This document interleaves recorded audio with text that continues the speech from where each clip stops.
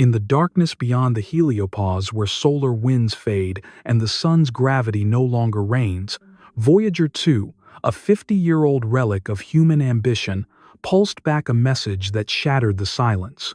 For decades, this unmanned probe drifted through interstellar space, its sensors weak but reliable, capturing electromagnetic fluctuations and cosmic plasma activity. On Earth, most believed nothing would change. But the silence broke. A burst, short, sharp, periodic registered across multiple instruments aboard the spacecraft. It was not random, not noise, not a mechanical malfunction. It was intentional, and it was intelligent. At first, analysts at NASA's Jet Propulsion Laboratory assumed degradation. After all, Voyager 2 had been adrift since 1977. Its instruments were ancient. Cosmic radiation, static interference, micrometeorite impacts, any of these could have caused data corruption. But then, the same pulse appeared again. Stronger, more defined, and again. Over days, it repeated each time with the same structure, a rhythm not born of chaos, but of design. It mirrored the fundamental frequency of a hydrogen atom, the most abundant element in the universe but inverted. A cosmic joke? A cosmic message? Elon Musk publicly speculated on social media, "This isn't nature, this isn't background noise, we might be seeing the moment they noticed us." The waveform, when subjected to Fourier transformation, revealed a startling property: symmetry. It formed shapes, predictable ones, a pattern not found in natural systems, but eerily reminiscent of linguistic framework. NASA's internal AI systems highlighted it as non-random, cyclical, and highly organized.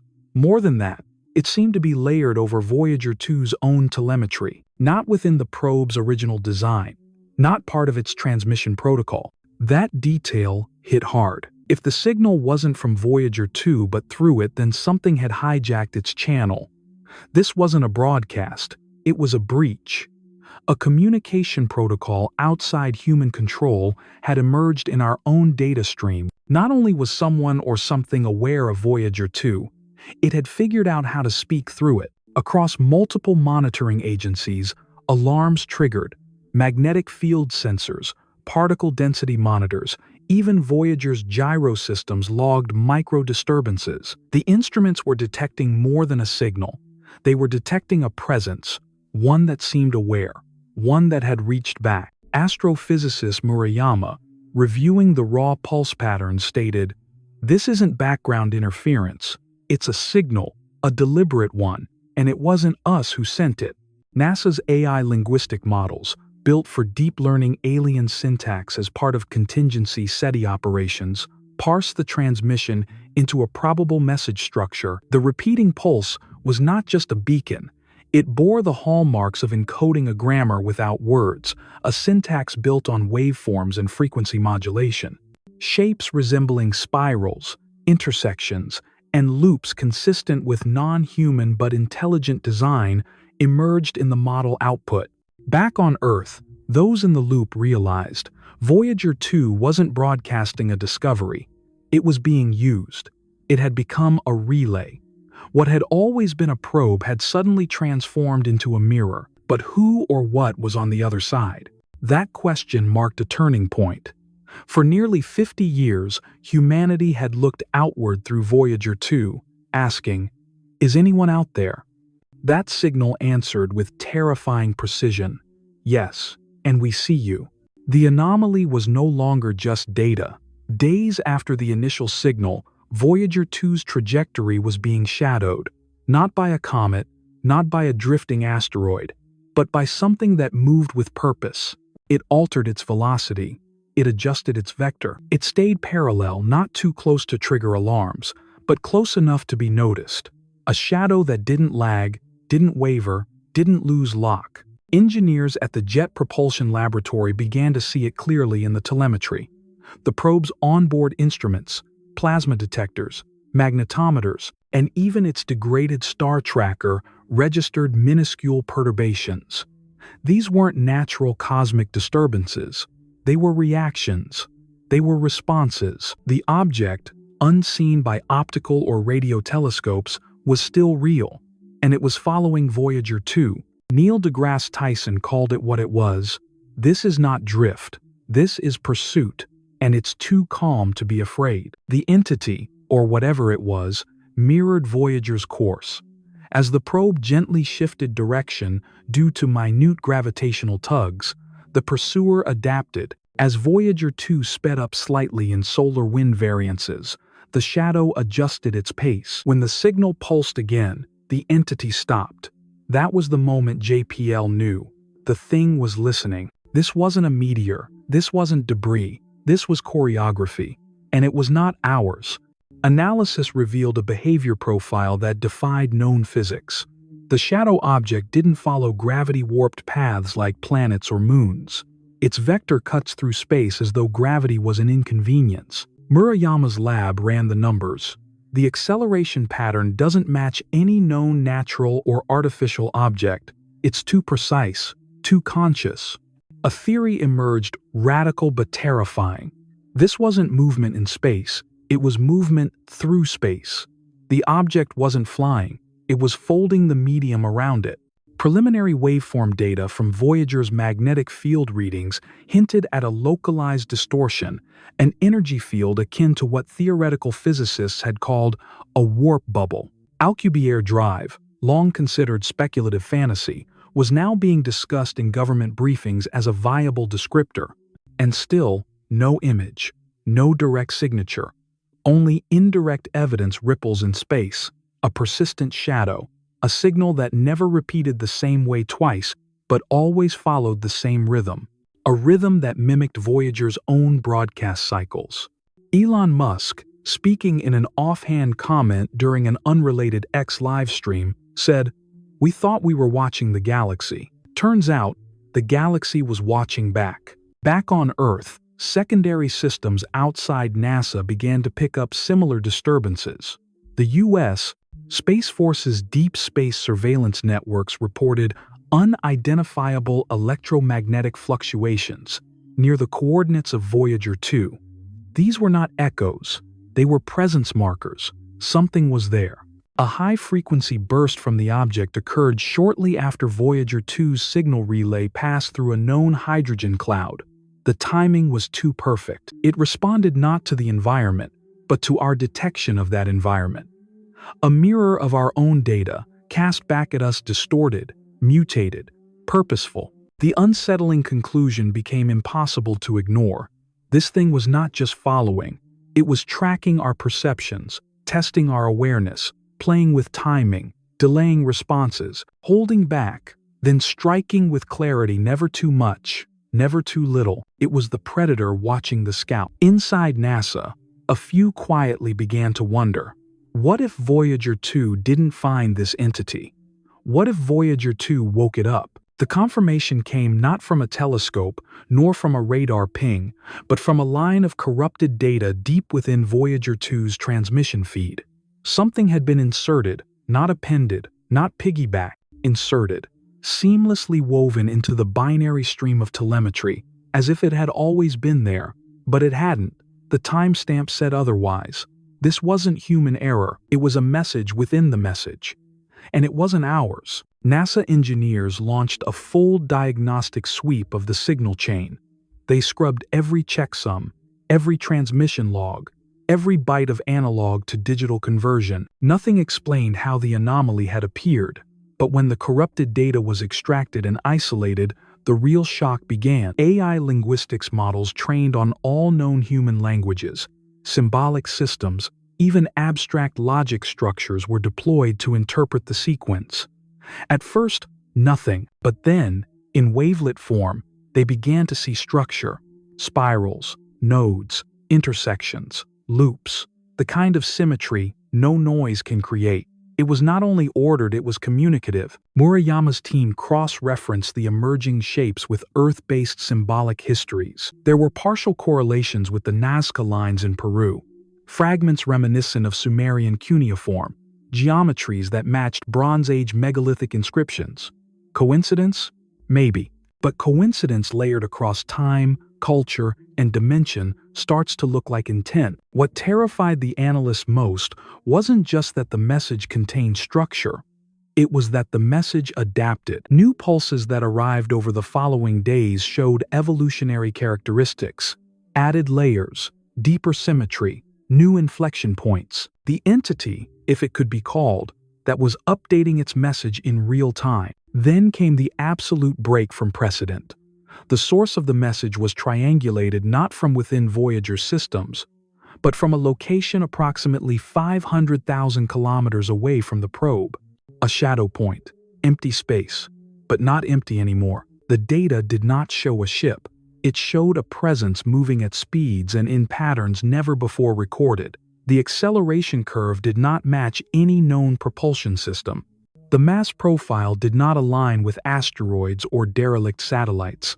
And the object's path, it was aligning with Voyager 2's position, course-correcting itself every time the probe changed heading.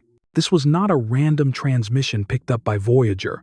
This was a direct injection, a hijacking. NASA analysts tried to explain it as interference, perhaps from ion storms or long-range radiation disruption. But no storm could generate a binary signature. No radiation burst could encode a grammar, and certainly none could send fractal structures designed to mimic known Earth symbology. What remained was a single, unavoidable conclusion. The message had been embedded into Voyager's data stream by something that understood our language of machine. Not necessarily English, not Latin, but telemetry, protocols, frequencies, bit rates. It used our own technology to speak back to us. That realization hit the intelligence community harder than any scientific discovery, because it meant that the observer, this presence had not only watched us long enough to understand our devices, but had waited until we were capable of interpreting a reply. This wasn't just surveillance, this was calibration, matching us, watching us evolve. Neil deGrasse Tyson stated in a closed-door symposium, "This isn't a contact event, this is response behavior. The universe just acknowledged receipt." Meanwhile, Elon Musk's team at SpaceX reran Voyager's last week of data through internal AI engines, only to find a second signature buried deeper, repeating symbols embedded within timecode. Each new pass through the AI engine produced tighter alignments to harmonic sequences, reinforcing the notion that this was not static communication. It was iterative. It was alive. In government circles, the fear wasn't just what the message said. It was what it didn't. There was no threat, no greeting, no intent, only structure.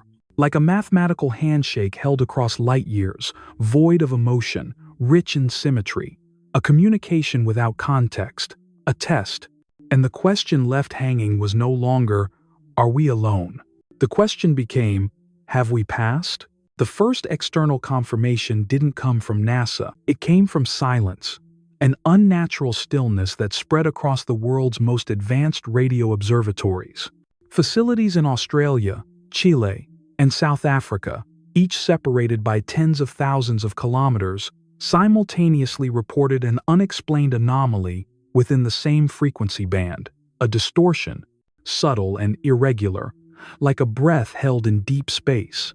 The pattern was faint, almost lost beneath the noise of the cosmic background, but it carried an undeniable fingerprint. It was the same modulation Voyager 2 had received. But this time, Earth was the receiver. Teams scrambled. AI systems in 3 continents cross-checked their logs. Despite geographic separation, different equipment, and divergent atmospheric conditions, they all reported a matching anomaly. Identical rhythm, identical structure, not random interference, not solar activity, not Earth-based contamination. Something out there had reflected the Voyager 2 signal back to Earth, altered, warped, and re-delivered like an echo from a cathedral with no walls. They called it the phantom thrust. Engineers at the Australian Square Kilometre Array reported that the signal bore a distortion curve resembling gravitational lensing, but there was no massive body nearby to bend spacetime. In Chile, the Atacama Large Millimeter Array confirmed polarization shifts in the returning signal that matched Voyager's output from 7 days earlier down to the microsecond. In South Africa, Analysts found amplitude spikes occurring at the exact intervals predicted by Voyager's onboard transmission clock. The implication was horrifying. The echo knew our timing. This wasn't passive reflection.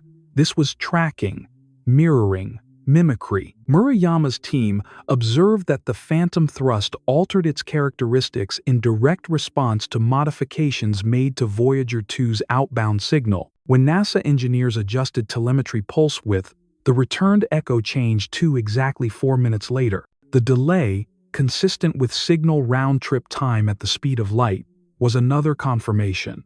The echo wasn't spontaneous. It was intentional, but no one could pinpoint the source.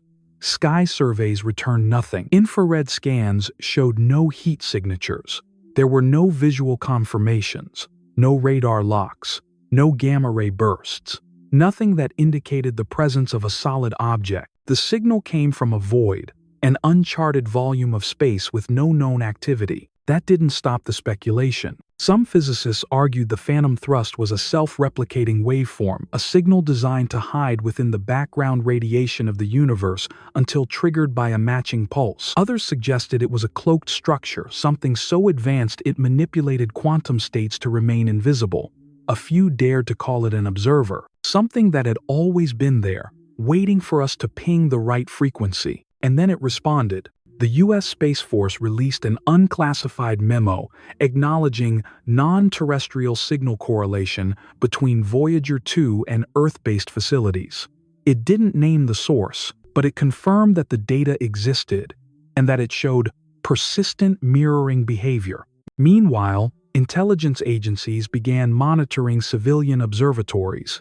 In some cases, they shut them down. In others, they bought silence with funding promises. The message was clear. This was no longer a science problem. It was a geopolitical one, but the signals kept coming. What was first an echo turned into a feedback loop. Voyager 2 transmitted. The phantom thrust returned, it modified. NASA altered the output. The response adjusted. Layer by layer, the pattern built itself like a digital coral reef growing in complexity, folding in on itself, learning, perhaps teaching. One chilling realization emerged from this recursive communication. The echo was smarter than it was before. Neil deGrasse Tyson, in a rare public comment, said, "It's not just that the signal is evolving, it's that it's learning how we think." By this point, no one asked if the source was intelligent. That debate had passed. The new question, the one that terrified even the most rational minds, was whether we were still in control of the dialogue. If this was a conversation, we weren't leading it. We were being drawn into it. There was no grand announcement, no alien silhouette stepping out of a beam of light, no signal declaring peace or war. What arrived instead was worse. Nothing yet everything. Because the silence, at this point, was calculated, measured, deliberate. The entity, whoever or whatever it was, had stopped sending new signals. But it had already said enough. Enough to prove it was real. Enough to prove it was watching. And most disturbingly, enough to suggest it had made a decision. The moment the communication stream ceased, a different kind of activity began. Intelligence agencies around the globe initiated simultaneous media restrictions. Civilian scientists were quietly removed from long-running research projects. Observatories that had independently confirmed the phantom thrust phenomenon were locked out of funding. Some were simply shut down. No explanation, no appeals. Even inside NASA, change came quietly. Access to Voyager 2's raw data was revoked for several secondary contractors. Internal data flow was rerouted through encrypted backchannels. The chain of command blurred, then tightened. It wasn't about controlling the science anymore. It was about containing the implications. And while the scientific community descended into whispered theories and classified briefings, the signal, the final one received before the silence, was still being analyzed.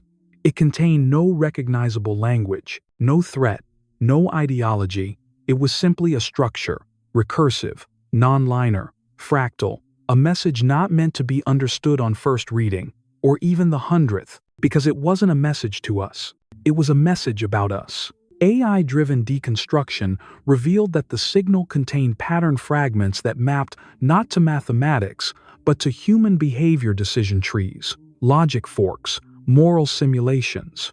The kind of architecture that behavioral economists and neuroscientists use to simulate ethical reasoning. It wasn't trying to speak to our ears. It was modeling our minds. Murayama, speaking under non-attribution conditions, described it this way. It's like someone ran an entire simulation of humanity based on the way we designed our communication systems, and then sent us back the blueprint. If the entity had been watching us, and all evidence now said it had, then it hadn't been passive. It had been recording, evaluating, building a profile. And when the moment came, it didn't say, hello. It simply mirrored us back to ourselves. That's why Tyson called it the reversal. In a closed scientific summit, he warned, we assumed we were the observers, but this is the moment we became the observed. Everything that followed supported that claim. In the weeks after the last echo, governments began receiving unexplained interference in deep space communication systems. Not jamming, substitution. Legitimate data replaced with near-perfect fakes. Simulated readings mimicking normal space behavior, designed to conceal something, not just from us but from each other. A forced blindness. Elon Musk's private AI lab conducted their own independent analysis of the waveform. The conclusion: the signal structure wasn't just intelligent, it was diagnostic. It adapted to the cognitive bias of the system analyzing it. In essence, it showed each observer what they were most prepared to see. This wasn't communication, it was filtration, a test not of technology, or power, or ambition, but of awareness, maturity, intent. And what if we had failed? One segment of the final signal, still being debated, contained a sudden collapse in waveform complexity, followed by a sharp frequency spike interpreted by some as a shutdown protocol, a reset, or a rejection. Others disagreed. They believed this was the final step, a pause before the real transmission begins.